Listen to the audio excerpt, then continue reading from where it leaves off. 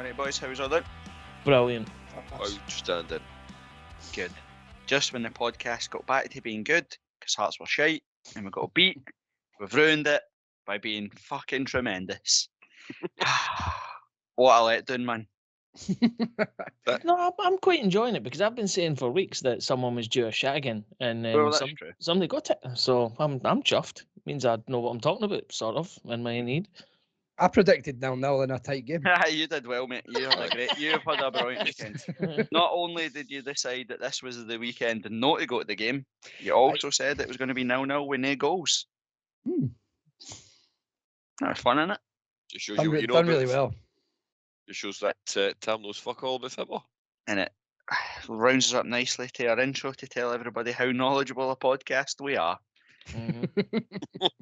Welcome back to This Is My Story, your unofficial Hearts podcast, who are always spot on with our predictions. 25% of us are. That's true. That is true. Well, we're down to, this is just the 4 of us now anyway, innit? The other two are out on loan or something, constant. Putting their transfer requests. They're getting a transfer request, like Training Savage with the teenagers. Savage when they have this, like Savage would have them out. They'd be straight, their careers heading like Callum Elliott's down the fucking pan. Yeah, just as well we're not paying them a wage because we're not fucking terminating that by mutual consent. And they've got your jotters. Fuck off. Well, love you boys, really. This is our new and improved time. We're going to start doing a Sunday night podcast so that we can talk about the game that happened and get the podcast out earlier in the week. So we'll see how it works because it's currently 11:15 on a Sunday night. And it'll still go out on Friday. It'll still go out Friday morning, and we still won't put anything on social media like we promised. So, aye. But anyway, welcome back. As I said, this is My Story, Hearts podcast, your unofficial Hearts podcast.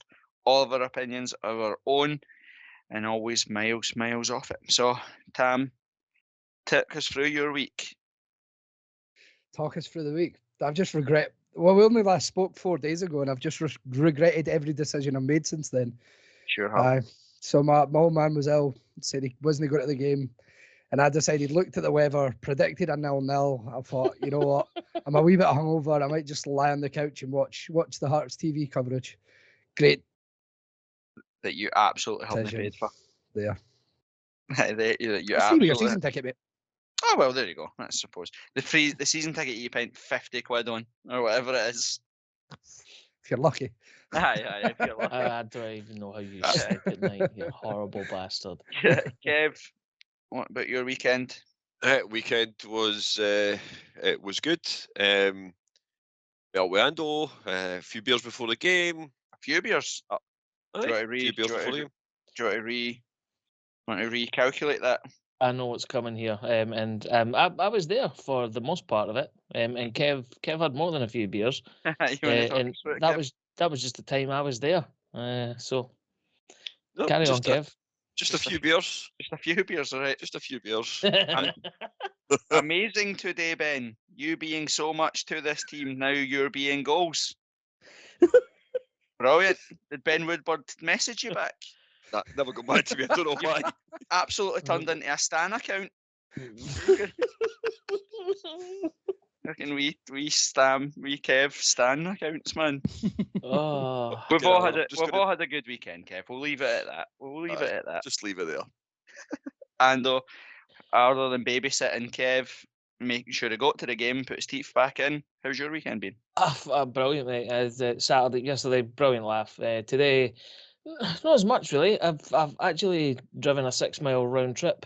6 mile. Sorry, 6 hour round trip for a Sunday lunch down in Chesterfield, and that's no a fucking joke. But I'm not going into the reasons why. Unacceptable podcast chat and unacceptable that you drove 6 hours.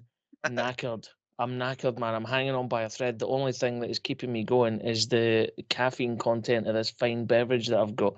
But the one thing that I was very, very proud of on Saturday is I bought 3 bottles of chippy sauce for the Gorgie Fryer because you can't get chippy sauce down here, and I've ran out.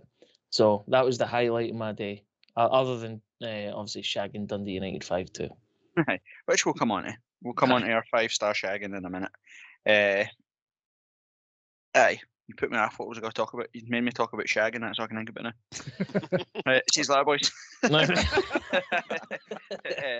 Aye, so obviously this week we'll go through Kev's new feature, Kevin McKenna's his players. So we'll go through that. Predictor update. We've all had a great week on the predictor, I know it. I can tell you. You said 0-0, I said 2 each. So I'm almost certain that nobody predicted 5-2, so we can move on to that.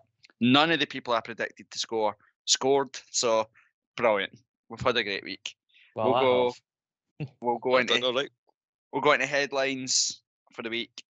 Obviously, we'll talk about 5-star Hearts on Saturday against Dundee United, and we'll look forward to Motherwell, which is our next home game. Shows you how good Hearts are. I'm not even bothered that fucking Scotland have once again interrupted normal football to bring us fucking pathetic international football. But we won't speak about it, and neither will you, Tim.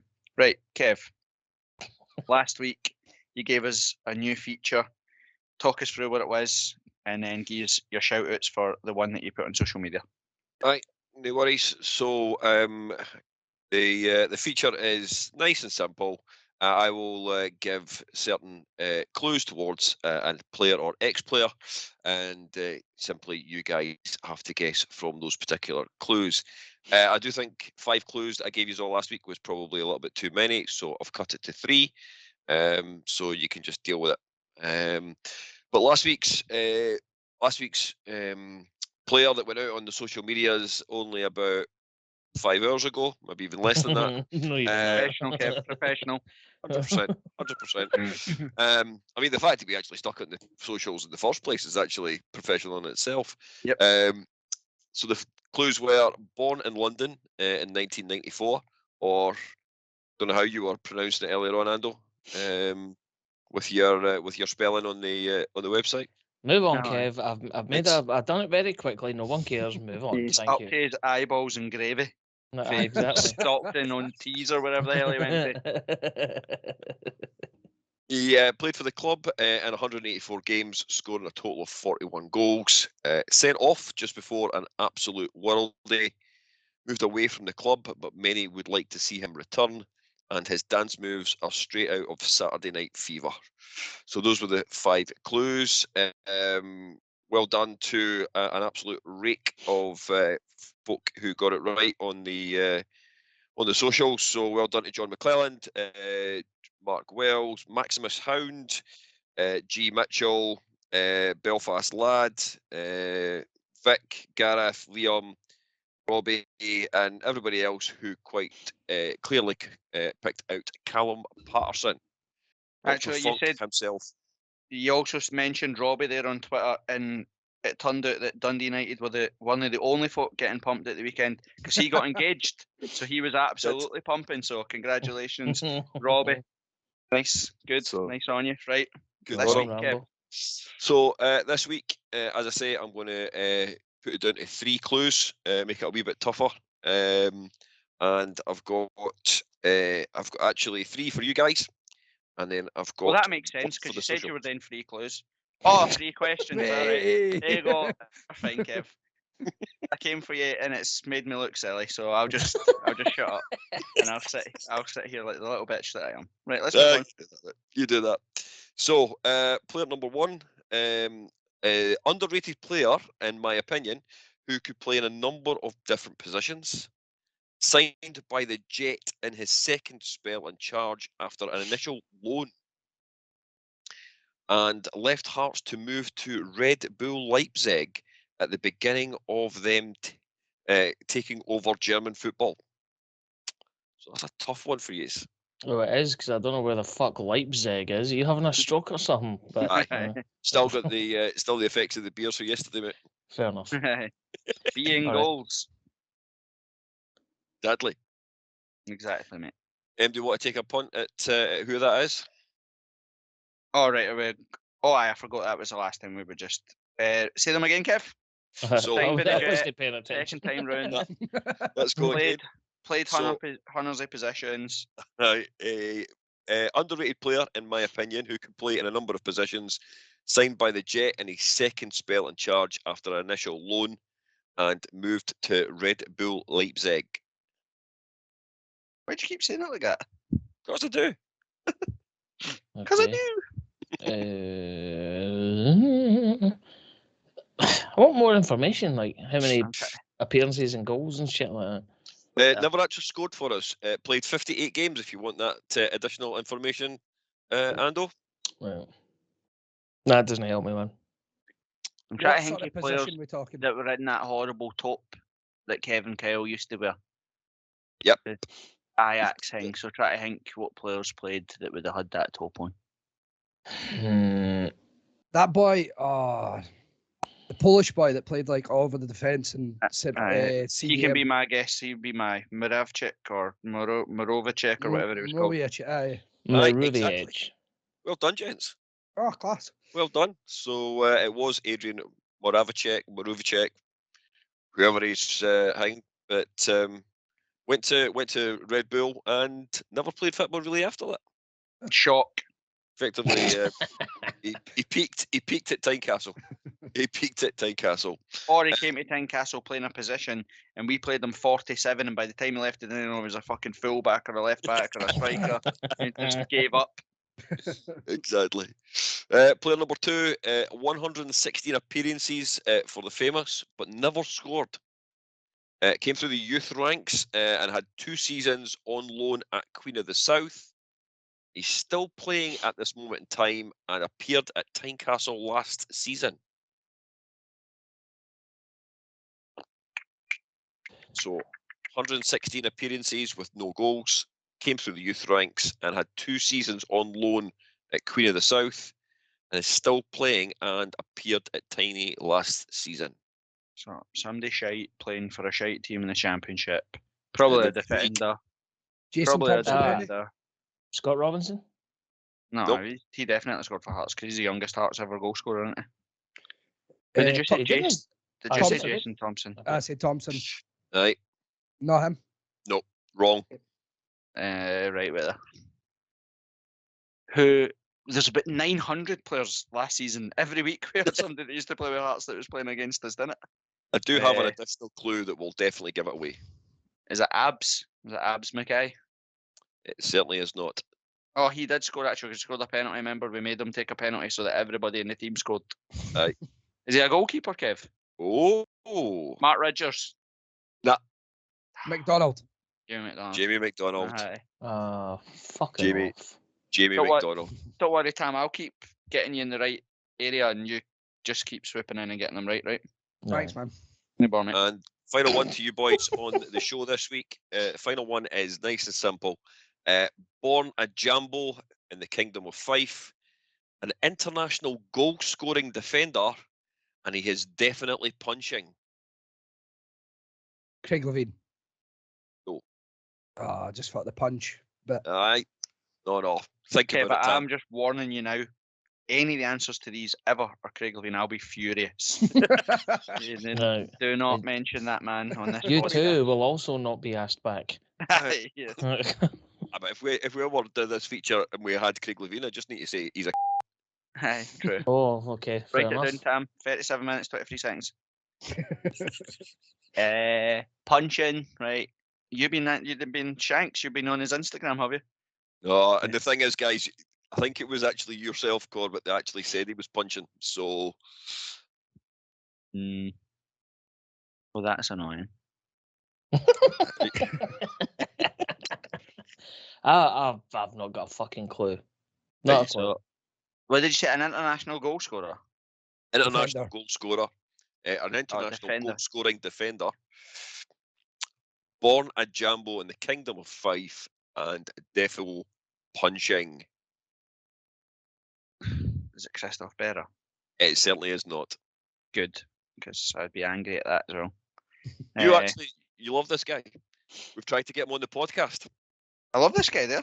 Aye, That's weird. I barely love anybody. exactly. I think he's Okay. he's definitely one of the good guys as far as you're concerned, and that's Cool. saying something. Aye, but did I actually mean it, or did I just say that to what I do on the pod? Like when I say I like Robbie Nielsen. We'll soon find out. Born in the Kingdom of Fife. Yep. Does he represent Scotland though? Yes. Okay, that's fine. Tosh McKinley. Nah. No. The answer, gents, is Mr. Paul Ritchie. Oh, right. And he is punching. He is punching, He is exactly. punching. Remember, Tam? Remember, do. Tam? Well, I've got a hazed view of that night, but Aye, we all have, mate. We all have.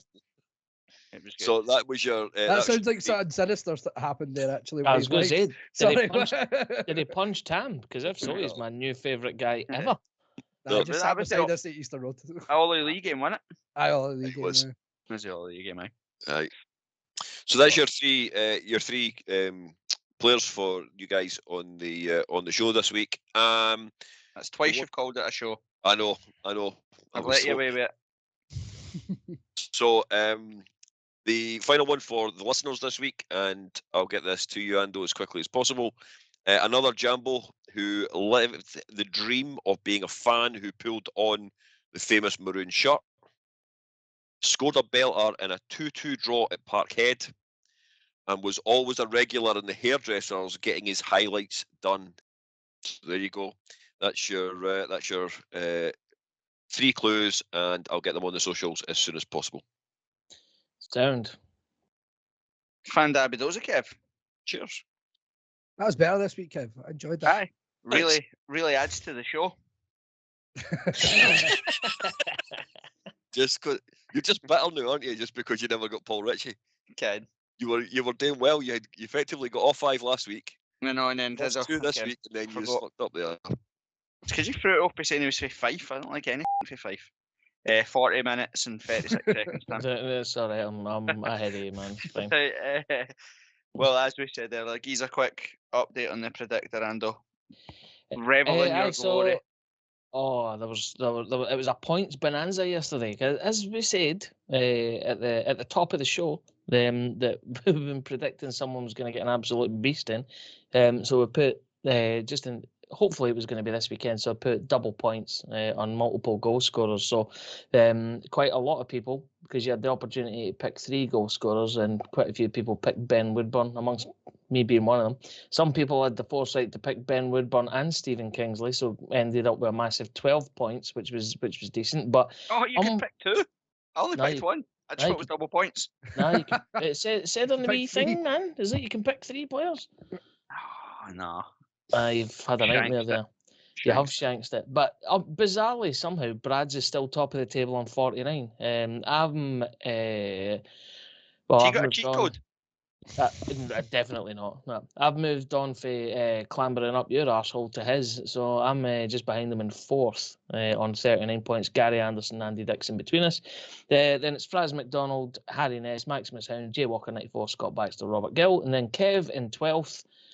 Corbett, you're still down in 14th, but Tam is spreading them at your back end. He's right behind you on 29 points. I'm shot right up, by the way.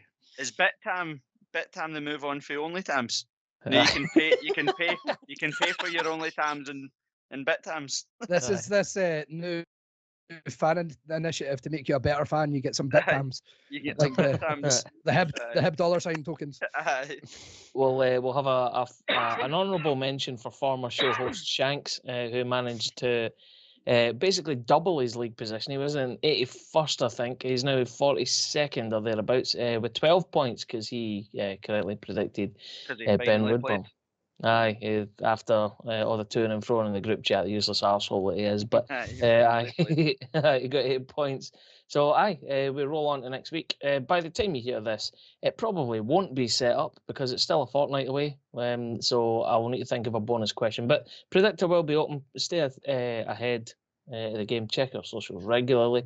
So this is mystory.uk/predictor is the website where you can enter all your stuff. But it's game on for the next one against Motherwell. I was going to think about maybe doing a Scotland bonus, but fuck that. No, get that in the bin. Cut 43 minutes, 19 seconds. Get that cut right out. Shanks got quadruple Instagram points for Saturday because his mum and dad all had matching jumpers on. So he did shite in the predictor, but he did well in the Instagram points. So keep it up, Shanks. No. What's that you're opening now, Ando? Well, I'm glad you asked, Kev. This is one of my 3 out of 8 cans of craft beers that I just got from Beer 52. Beer 52. Never heard of them.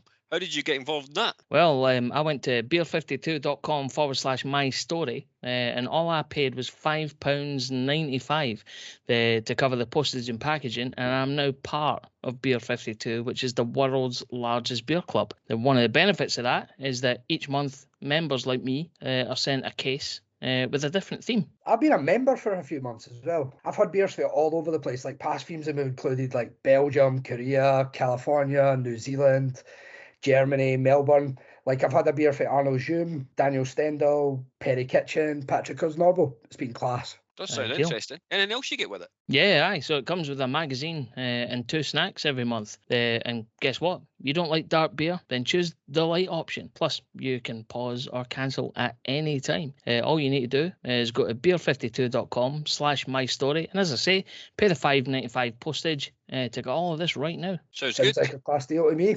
Aye, does sound good. We got that on the website. Yes, we do. So check it out, beer52.com/my story. Magic. Take a look at that later on tonight. Right, cool. Headlines. So, Tam, you can have 3 minutes to say your piece. And you're not taking it good, so we can just bypass. Peace or what? We can just bypass that. John Suter has been called up to Scotland. Good, ticked Oh. off.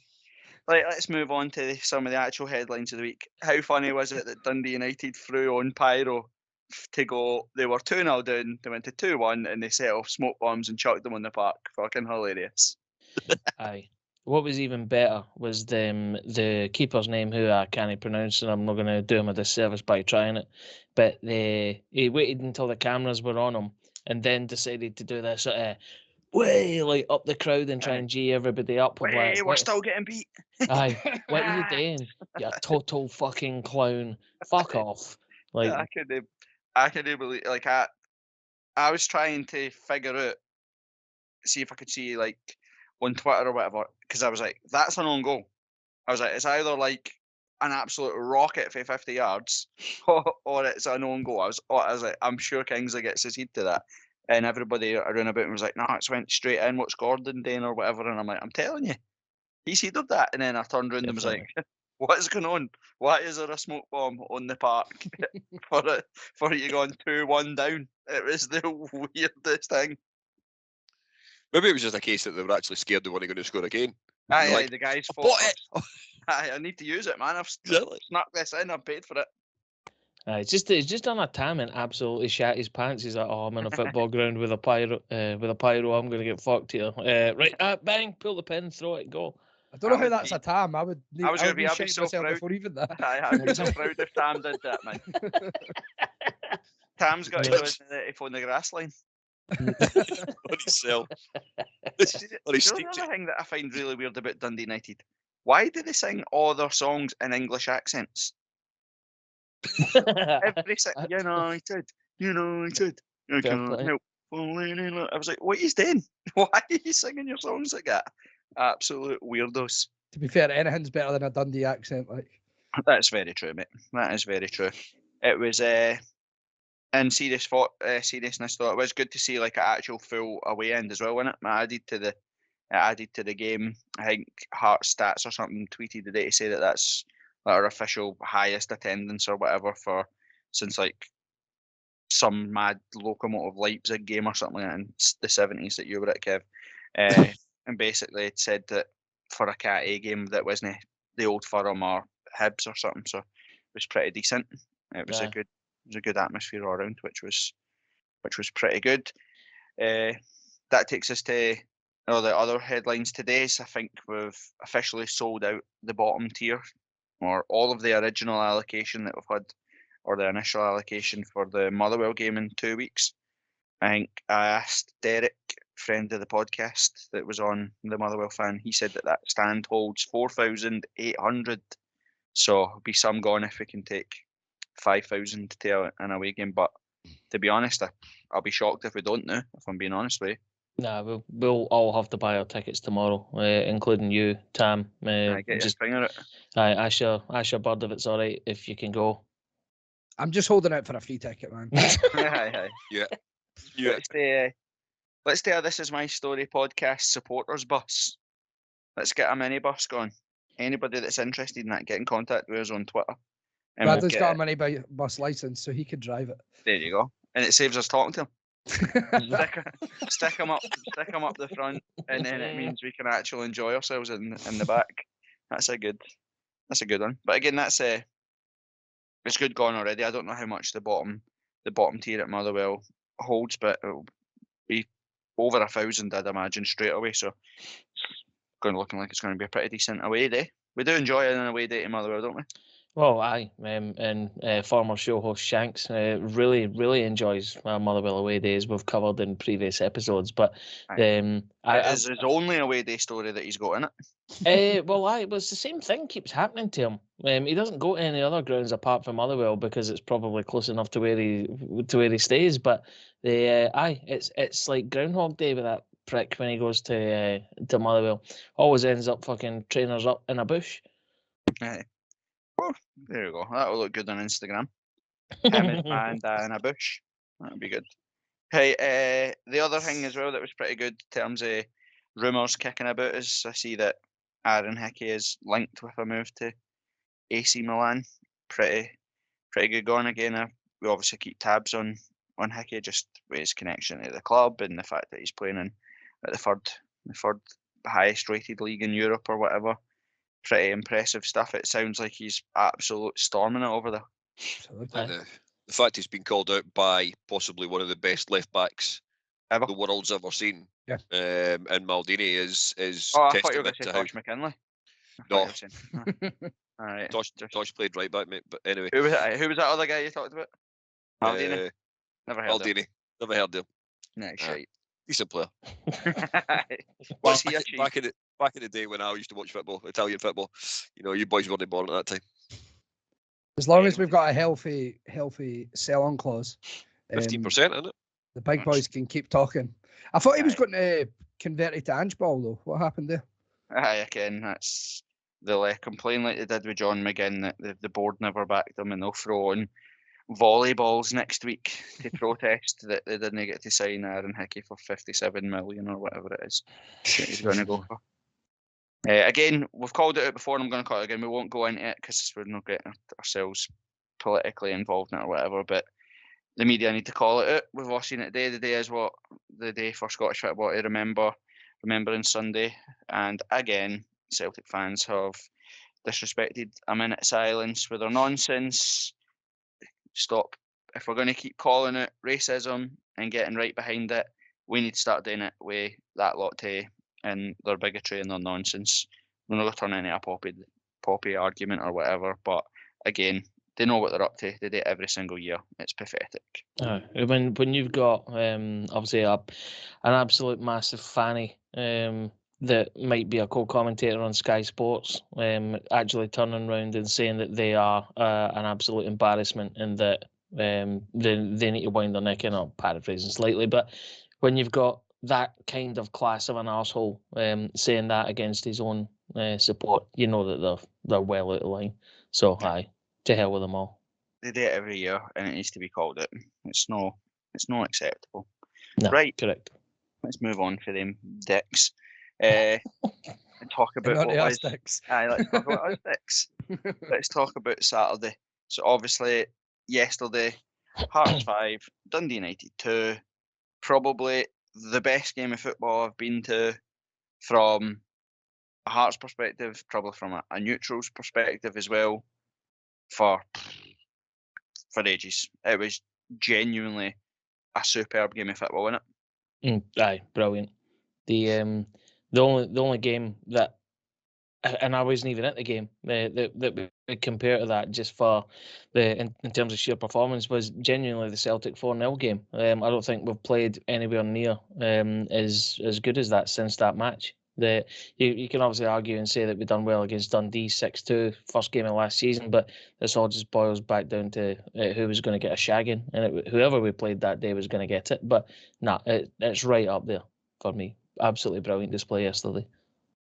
Aye. You summed it up quite well in the group chat yesterday when you were like, this is going to end up 4-4 5-5, whatever you said. Like, it was so end to end, man. It just non-stop and just, it was consistent like pace. You know how games usually have like a lull?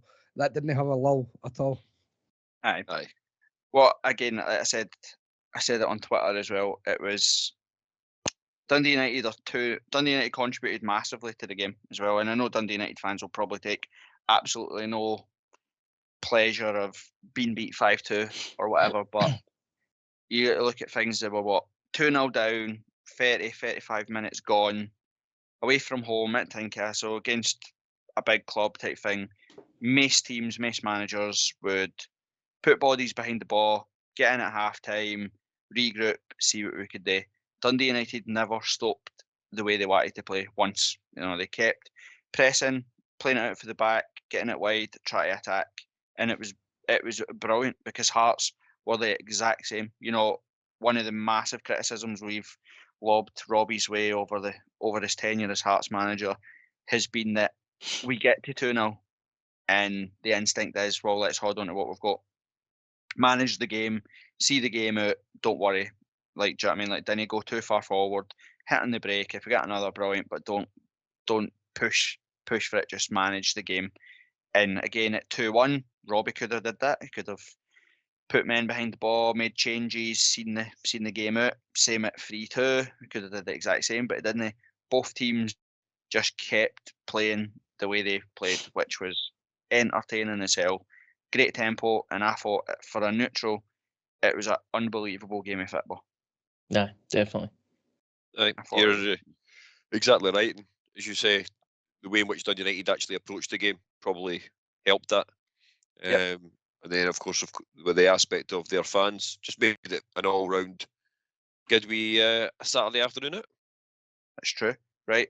Hands up, how many people at 2 o'clock were fucking furious that we didn't have a striker on the back?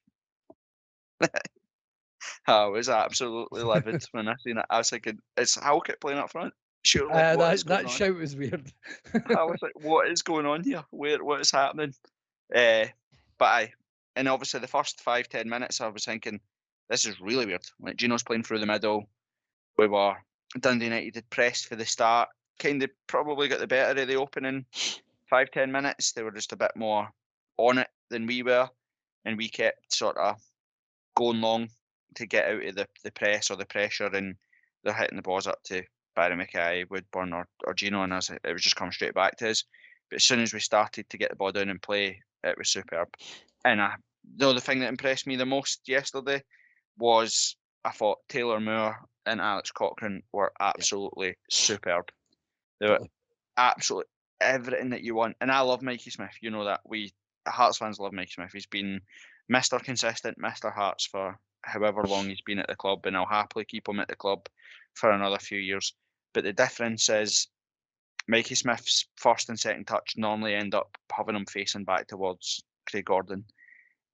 Taylor Moore and Cochrane all day yesterday, first and only thought was drive forward, keep passing forward, keep moving forward. And I thought it's no coincidence that Ben Woodburn's had his best game in maroon, that I thought Gino had his best game. I thought Barry Mackay was influential again. And the amount of times where we actually overlapped. Look at Cochrane's goal too. You've got your left wing back in the box looking to score. Taylor Moore had a couple of chances too where he could have scored. It was just superb. Having that set up at home with proper attacking wing backs is absolutely the way forward. Kev?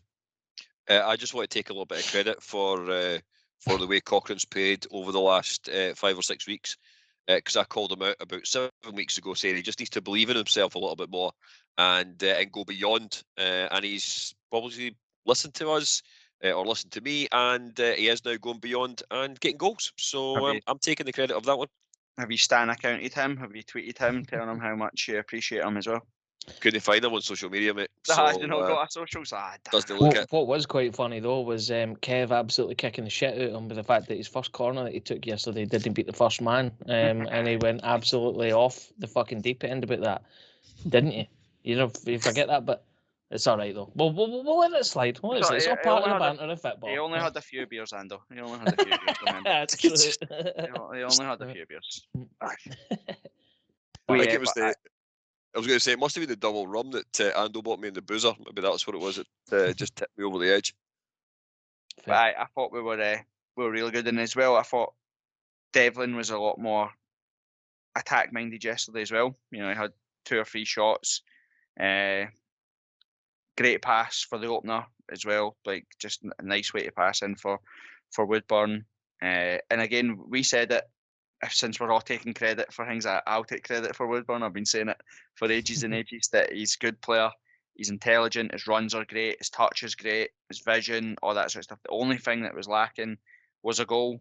And you know, he gets a lucky goal to begin with, but that's the sort of water off a duck's back now, isn't it? That's where he needs to start somewhere, and you just look at his second goal.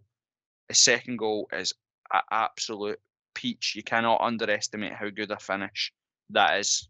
To catch it on a half volley side foot, caresses it into the top bag. I've watched the GIF on Twitter. I'm not kidding you on. I think I was even showing strangers when I was in Chesterfield today. Like, mate, check this out. It's brilliant. It's like I've watched it about 30 times, maybe 40 by now. Outstanding finish. See, first time seeing it, I thought it took a deflection. Like, I didn't realise he properly just placed it completely into that top bag, which mental. Yeah, it's one of those things for the fans that actually go to the games and watch it, Tim. You could see it in the ground that he absolutely just caressed it into the top bag. Like, you just the way he touched his touch, it was superb. It was an unbelievable finish. It's almost physics defying, because like, we're obviously from the ground, the bit we're in, it's like you're looking at it and you're pretty much the way he strikes the ball, it's going from your left to right. It just goes up and it's like unbelievably slow. It just hangs there, and then dips down, and you're just like, as soon as he hit it, you knew it was going in. You can track the flight of the ball, and you're just like, that's fucking in every day of the week. Brilliant goal. You can tell a finish when the keeper literally just pretty much fell at his knees. He was like, geez, what am I even doing there? Like, do you know what I mean? It was class. But I thought that front three, it started off a bit shaky, but as soon as it clicked, like, Gino has been superb since he's came back in. Just direct. He was so unlucky with the shot that hit the post. Again, like, you can tell he's had a couple of games in the team now, because see the cutback for Cochrane, I think he probably looks to shoot or something like that, because he was desperate to make an impact and get in the game and all that sort of stuff before. And then he's put his head up and dinked it to the back post. And Alex Cochrane could be my favourite Hearts player just now. I love Alex Cochrane. I think he's been absolutely superb. He never, ever, ever shies out in it. Remember, we watched him in the League Cup. I thought, oh, he's been bullied a couple of times here. He doesn't look like he's going to get up to the physicality side of the game type thing, but he's been absolutely phenomenal. Tam? I was just going to say credit to Robbie as well for that front three, because he said on the radio post-match, like, he could have quite easily played Nando, but he knew that the way he plays, like, Edwards and Mulgrew would just be up for the battle sort of thing. Yeah. Whereas he's played 3 people who are quite direct and pacey, and it completely worked. And when, as you say, it took a while to sort of kick into gear, but when it did, it was just crazy to see. So credit to him, to be fair. And we'd said about Aberdeen, right? And again, Robbie's the coach, that's what they do, and that's fine. And you can understand why they've tried today what they ever did at Aberdeen. That's fine. These things, if they pull off, he's a genius. If they don't, you look silly. But the thing, like, if we focus on our strengths and put the players in their position and let them play their game, it'll be a match for any team in the league, because that's what Saturday was the relentlessness of Woodburn, Gino, and Mackay to get the ball forward, move forward, run. You know, when Woodburn was cutting inside, which he likes today to shoot, Gino was going out and taking his place out wide, and vice versa. Barry Mackay cut inside, Woodburn went out wide. There was just constantly somebody somewhere that made the defenders have to defend. When you mirror that to Aberdeen, Nando, Gary Mackay-Steven, they just weren't putting that effort in. They just weren't pressing, they weren't moving, they weren't rotating, and it become easy for Aberdeen. Edwards and Mulgrew got a torrid time. They could not handle the fact that even they were winning headers if we did go long, but we had two people there try to win the second ball. Yep. You know, if he was up against Gino and Mulgrew won the header, Woodburn and Devlin were there to try and win the second ball, or Benny and Mackay were there to try and win the second ball, which you see in McAneff's goal, you see it in Woodburn's first goal, you see it in the Cochrane's volley, just the absolute numbers that Hearts have around the ball, and it was everything that was missing for Aberdeen. So we said don't tinker. Do you know what I mean? And it looked like on paper that we obviously have tinkered because we've played nobody up front. We've brought Smith in, Boyce hasn't played, and all that sort of stuff. But the absolute essence of how we play in that 3-4-3, we never tinkered with. That's just what we have, because that's what Boyce does. That's why Boyce is so good. Do you know what I mean? Boyce matches that work rate. So I thought it was a superb display for Hearts. I thought it was genuinely brilliant. So and as you say, Edwards did have a torrid day because he was completely freaked out by Cammy Devlin as well, and grabbing him by the neck and just having a wee hissy fit. So aye. The thing with that is though, that happened off the ball. When it was like a free kick or something to Dundee United inside their own half, or in our half, it was a free kick to us or something. And whatever has happened, Cammy Devlin's managed to get in a fight with a defender on the opposite side of the park. I was like, he was about 4 foot taller than him. No. Yeah, exactly. The photograph's brilliant. I absolutely love that photograph. Cammy Devlin, though. Like, see, you're saying your favourite player is Alex Cochrane. Aye. I'd marry Cammy Devlin tomorrow. I love him. If he was paying for the wedding. Of course. Maybe I would get free tickets to Mayor games. That's class. Kev. So there's a couple of things. Firstly, I want to just call out somebody I met at the ground yesterday, John Easton, who genuinely believed that we were going to get pumped yesterday.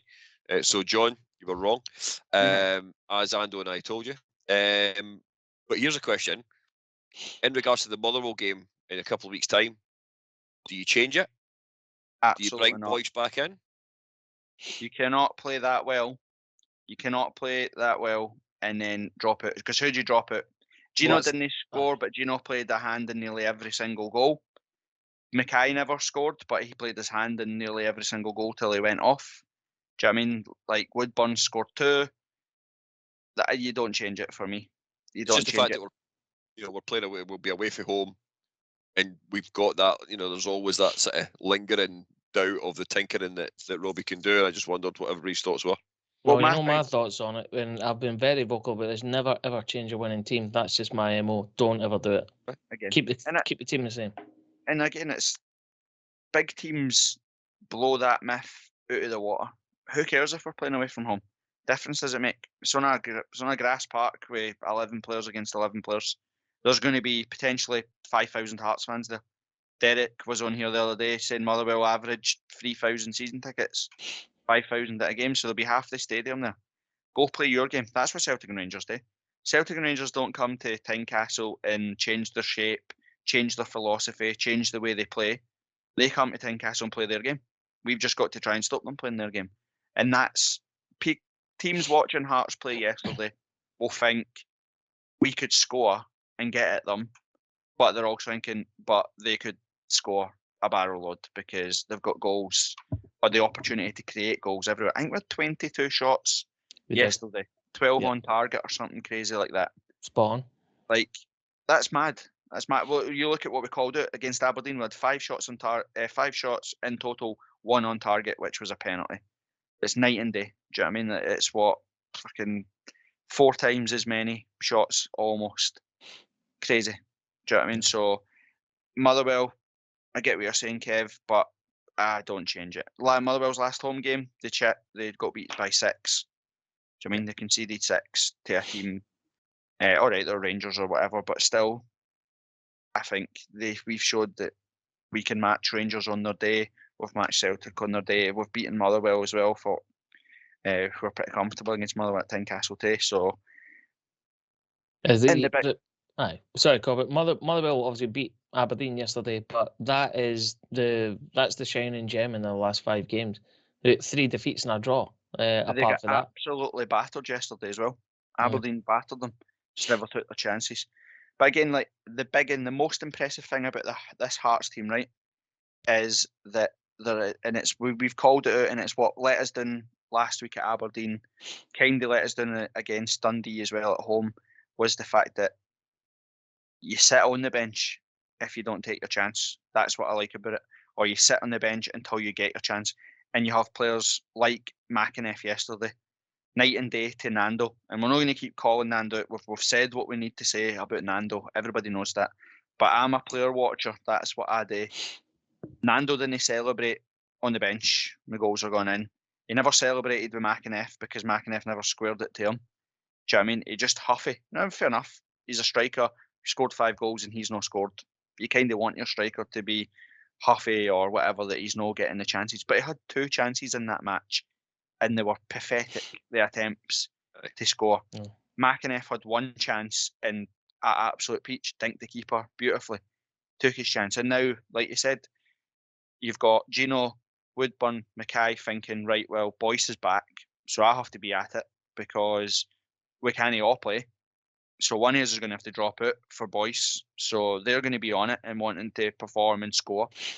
You've got the same with Moore at right back, Cochrane at left back. They're looking and saying, well, Halliday or Smith can come back in and play in those positions. I need to make sure that I'm on it. You've got Benny and Devlin. They've got Peter Haring. They've got McAneff there as well. Do you know what I mean? There's competition all over the squad, and that, I think, would be a huge slap in the face to the side that played yesterday. If injury out with, there's changes for Motherwell, if I'm being honest with you. Agreed. Yeah, I can't follow that at all. And again, we'd say it every week, but Craig Gordon, geez, what a goalkeeper.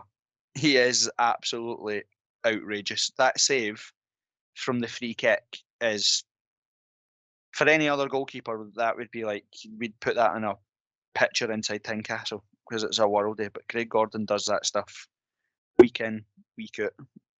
Superb, isn't it? I don't say it about defying logic, but I just don't know how he even scoops that up in there from that position. It's mental. Like, see, honestly, watching those things, I think he knows he's saving that, so he just makes it look outrageous. Do you know what I mean? Like, half these things, I think he probably could just flick a hand at, tip it over the bar, no bother at all. But he knows he's getting a gift, so he absolutely. He's been a bit Hollywood about it. Aye, It's but like doing it for the cameras. He deserves it. Like, he's the one for that is class. Obviously, he has to tip it over the bar. The one for the deflection and at 0-0 that he puts for the thing, that's an amazing save as well. You look at the ball's travelling a different way, he's moving a different way, hits a deflection, and he's got to get back across and put it wide.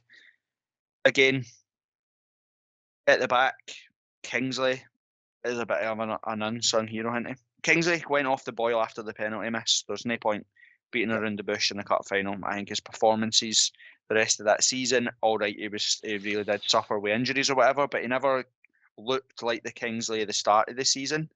Now he's up there as probably our best defender. It's one of the first names on the team sheet for me, if I'm being brutally honest. I think the back three just suits him, doesn't it? Yeah. Aye. And the partnership he's got with Cochrane too is brilliant. Like, he's, even from, you take the fact that he's now the second top goal scorer or something with 3. He's his all round play is class. He defends brilliantly. He's good in a tackle. He's good in the air. He can pass, and he's a threat. Do you know what I mean? Like, he can. When we had that free kick, and it was Woodburn and was it Mackay standing over it or Cochrane standing over it? You're thinking, why is Kingsley know what I have a ping here? And then it was very brilliant defending for Dundee United for them to. I think they went zonal and just left fucking. He timed his run amazingly though. Like, totally. But when you look at the still of the game in that as well, it's ridiculous. Dundee United are zonal marking, and not a single person is marking Kingsley because he's not in the zone, and he's got a easy diving header at the back post. But Kingsley's been superb, and again, you're just Suter and even Halkett as well were never really did nothing for the goals. It's a deflecting own goal, if you want to call it that, for the first, and the second goal was credit to Dundee United's actual brilliant football. It is. I was going to say this. It's like what, 5 touches from box to box, 5 or 6 or whatever. Yep. There's not. We'd been up the park for so long. We just got caught short, right? You could have maybe defended better against it, but to your point, it is absolutely brilliant football. You can't hold your arms up and go. Hold your hands up and go, I'm fucking raging with that. Aye. You look at it's the Fair risks. enough. It's risk and reward in it. The formation we play, you play 3-4-3. You ask Cochrane and you ask Moore to get forward. You know, because when we attack, that's potentially 5 up the park, 6 if Devlin or Benny get involved. It leaves you with 3-4 at the back. Your 2 or 3 passes and potentially over the top. You can't. That's just what happens when you play that formation. You can say, right, well, we could be a wee bit more defensively sound, but then you lose that impetus going forward type thing. So, you know what made me laugh at the game? How funny was Benny's toe poke, man? That was fucking awful, man. He's the most composed football player in the stadium until he's in the box. It just shat He just needs to stay away from the final third. Just I don't know, leave it to somebody else, man. It was like, it came across, it was actual beautiful football for Hearts. Came across to him. He could have side-footed it with his left foot. No bother, let it come across him and side-foot it. It was plenty time, and he's tried that outside of the boot toe poke that's turned into an inside of the foot toe poke and almost went out for a throw-in. What is he doing, man? Did it make the sports scene highlights by any chance? No. No. I think sports scene last night didn't even have anybody in the studio, didn't it? No. I think it's something to do. Is it not still something to do? Or something, it's all the studios are locked down. Well, let's wait and see if they've got people in the studio tonight with the Old Firm are playing, and then we'll judge it. We'll see if it is a cop ping or if they're just going to be fucked, which is probably what it was. But aye, it was superb. Again, we talk about it all the time, but we just got to soak in watching Benny and Devlin, because if they keep the path that they're on right now, we'll be lucky to see them for longer than a season, 2 seasons, because they're brilliant. I was going to bring this up. If you're talking about Benny and Devlin, right? If you look at the top 5 players yesterday, so Woodburn, Benny, Devlin, Cochrane, Moore, right? We only own 2 out of the 5. the other 3 are on loan. So what's going to happen there? If Benny and Devlin keep playing like that, to your point, fucking hell, that's the top 5 best players for yesterday. Could all essentially be gone, but we're not wanting to be negative. They hold on to them for as long as you can. But well, you're looking at, if you're Robbie and you're Savage, you're looking at potentially, if we keep how we're going right now, you get European football next season. Moore is on loan from Bristol Rovers or City. Who the fuck are they compared to Hearts? His contract's also out in this summer. So you're thinking that he's got to play, and you're saying you're not going to put. You played in front of 19,000 people yesterday. You're living in Edinburgh, one of the best cities in Europe. Exactly. You know, in Bristol where they'll shag each other and all that. I mean, you got 19,000 brother, uncles, or whatever it is in the stadium. Do you know what I mean? He's playing some actual proper football. Alex Cochrane, as great as he is for us, he's probably not going to get a game for Brighton. Do you know what I mean? In the Premier League. Yeah. So you're going to say, right, well, you come up here, you play in Europe, you've got a better chance of developing. And Woodburn obviously is the exception to the rule. He's not going to expect him to leave Liverpool when he has been quite a big part of Liverpool's plans, and Jurgen Klopp rates him and stuff like that. But I love the Benny Devlin partnership. I think it's absolutely superb. Do you know what I mean? I know people were, and we were calling it out. We were only calling it out to put them down or whatever. They'll probably both will put their hands up to say that they need to score more goals. But what they give to the team outweighs the little impact they have in terms of scoring goals, because Cammy Devlin is just infectious. You can tell that everybody loves him. and that he loves everybody. He didn't. He celebrated every goal with every player like it was the first time he'd ever scored the goal. Aye, there was. I was going to bring this up. There was a tweet that was done, or no, I think it might have been on Instagram for Hearts, but it's like there's a pile of players on the ground, and you can see him as everybody's just diving on top of him. You see his face, the total joy in his face. He's just like, fucking yes! Like it's the best minute of his life. I can't wait for him to score. Love that. He's gonna be up the back of Section G with us. He'll be fucking aye. He'll be tapped off. He'll just run straight to the pub. He'll not even finish the game. That'll be him. Away it.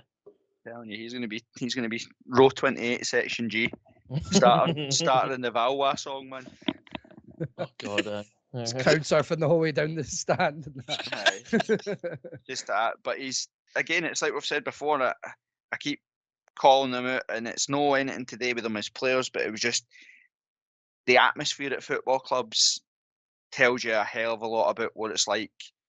It translates onto the park and all that. And I looked at like Stephen McLean's and Stephen Naismith's and your Don Cowies and just Berra and all these random miserable bastards that were been there and done it and were sick of football, sick of training, just wanted to make money, go home, couldn't give a fuck. And now we've got players that, and I'm not saying that they didn't care about Hearts or want to play for Hearts, but they'd been there and done it. They were over the hill. We've got young, energetic, enthusiastic football players that want to make a difference, want to have a career, want to move themselves forward, and you can see it. You can see it on the park. You know, you look at like Barry Mackay. He's a punt, so to speak, and we've been bad for taking punts, but he's somebody that you can tell wants to get his career back on track. Do you know what I mean? He's somebody that's been in England, seen that side of it, and thought, actually, it's not for me. I can make bigger strides up in Scotland because I know it. I've got friends, family here or whatever. You got Devlin, you got Benny, all these guys starting out their careers. It's just night and day with team that plays with a smile on their face. Do you know what I mean? I think all the players we've signed have got something to prove, and they're really showing that in their performances. And like, I don't know if it's a wee chip on their shoulder and be like, I'm going to go in here and do my best, but it's class. Aye, and again, credit to Robbie as well, because the two worst performances of the season have come when Robbie's not been on the bench. Do you know what I mean? We're pretty lacklustre against Dundee at home. Yeah, we kind of changed our tune and got a little bit better against St John's, but we still never won. And then we were pathetic at Pittodrie. Yep. Yes, that's my media training coming in. Pathetic at Pittodrie. There we go. Was that alliteration? Is that what that's called? There we go. I've got no idea. Onomatopoeia or something like that. Well, there we go. I'll ask the boys on Sports Sound tomorrow. They'll know. But it seemed like it made a big difference having Robbie on the touchline and around the changing room and stuff like that as well. So, superb. Anything else you wanted to call out about the game? Anybody else catch your eye? It was brilliant to see McAneff get his goal, wasn't it? Well, very, very well taken as well. And when he came on the park, I was kind of surprised. I was like, McAneff, all right, fine. I was like, oh shit, better write that down. We've not had him for a while. Like, I can't remember the last time I seen him play in the Hearts jersey. And someone will tell me it was a fortnight ago. I was pissed. But when he came on, I was like, all right, okay, fair enough. Just to make up the numbers or whatever. But the way he took his goal, I thought it was absolutely superb.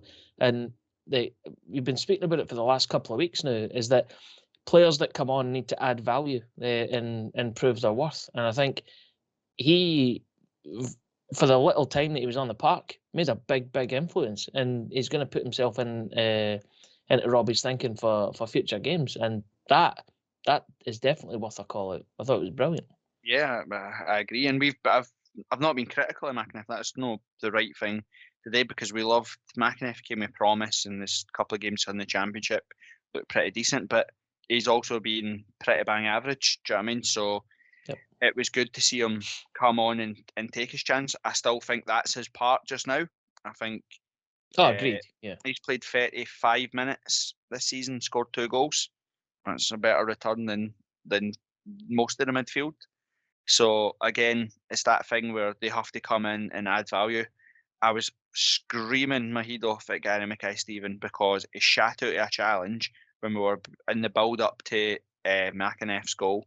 shat out of it, but then actually bust a gut to go win it back and play the ball through. So I was like, right, well, fair enough. I'll stop giving you a hard time.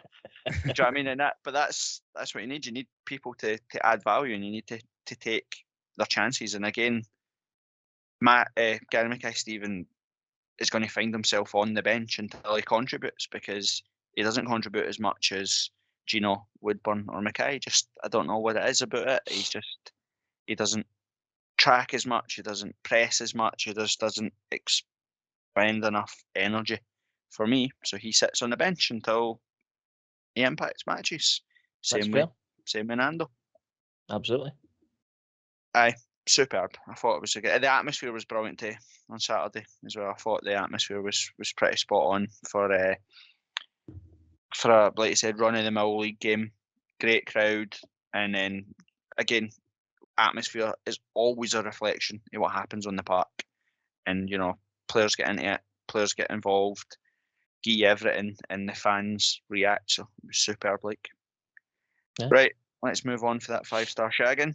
Next up for a shagging is Motherwell. We play Motherwell away. Was it in 2 weeks' time or something? The 27th?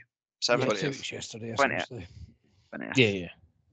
You dropping essentially, did you, Tam? Yeah. Essentially. Right? That's fine with me, mate. Essentially made yourself look a cock, but never mind. His big phrase is always "to be fair." To be fair. That's because he's lifeline. Let's leave the. I thought Alec Cochran was lifeline. No, never mind. Let's leave it. Right. We'll dive into a bit more of a preview for Motherwell. We can just go around the houses. We've already spoke about it there, but you making any changes at all, Tam, for Motherwell? Nope. Keep it exact same. Same. Kev? Yeah, I'm making one change. I'm leaving Nando at Rickerton. Bringing Boyce on the bench. Right. Ando? I know, exactly the same. Barring any injuries, don't change that team. Them start to finish yesterday, brilliant. I'm the same. And Suter gets a Scotland call-up, so he's probably going to be injured. Aye, that's true. Well, let's hope no. Nando is a weird one, isn't he? Let's end it on Nando, because he's a big conundrum. I didn't understand what it is. The game, Nando could have scored 2 on Saturday. Yep. A striker, there was 2 times he was put clean through on goal, was touched, took him well too wide the first time, and then he got away a pretty pathetic shot with his right foot that the keeper saved. Right. Easy as anything. Yeah, the header for a cross as well, which was like the header was as soft as puppy shite. It was fucking horrible. Like, what are you doing, man? Screw the nut.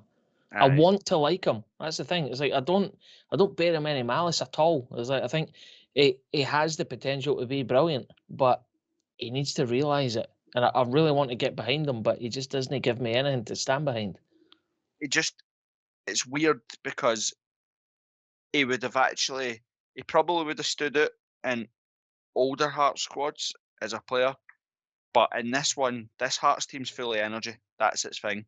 It is full of energy. It never stops running. It never stops trying. It never stops pressing and all that sort of stuff. And when 1 or 2 don't match the energy levels of that, they stick out like a sore thumb. That's what Aberdeen was. We well below our fluid best in terms of pressing, getting in people's faces, being aggressive and all that sort of stuff. And it sticks out as the worst performance of the season. And that's what it's like with Ando. Like, he's come on. Gary Mackay-Steven was lively Saturday. McInnes was lively Saturday. Yep. And Nando's not been anywhere near that level of energy. And he just sticks out. Like a sore thumb, because he just does not suit the team when it's like that. It's a weird one. I'm the same as you.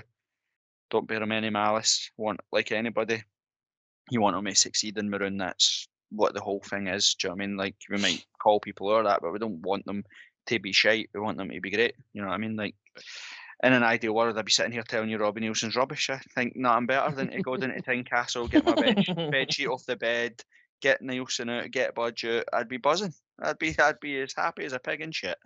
But overall, the number one thing is that Hearts are good and Hearts win. And that makes me happier. then does it? I don't know. I'll think about it. I'll get back to you next week. Hey, you're the most bipolar Hearts fan I've ever met. It's 21 minutes past midnight now on technically Monday morning. I reckon that I'll go to sleep. I'll wake up to a message in the WhatsApp saying Hearts are fucking shite and this is the reason why, and it will not even be 5 hours or 6 hours that will pass. Something will piss you off. That's just how mental you go sometimes. He'll have watched the 6th rerun of the game and he's seen that one player done a bad pass at one point in time and he's like, fuck it. I'm a media darling. That's what media darlings do, innit? They're bipolar. I'll be Britney Spears shaving my head at 8 o'clock tomorrow morning because Ando backward headed it when he should have knocked it down. That's what it's all about. Right, boys. Let's call it a night because, like you said, we've all got work tomorrow. Apart from you, Tam. I just made that up. You do have a job. I just wanted to make it like you were a bum because it's funnier. You're a tramp. Right, because it's funnier, isn't it? It's funnier. Although Kev lives in a tramp's house, but never mind.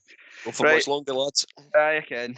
So sick of hearing about this house. You've been to. Well, I've wrote it down. This is episode 66. I reckon you've said that 66 times since we started this podcast. But remember, what he's going to do is invite all the listeners round to his housewarming party because they feel, all the listeners feel like they've been on this journey with you, Kev.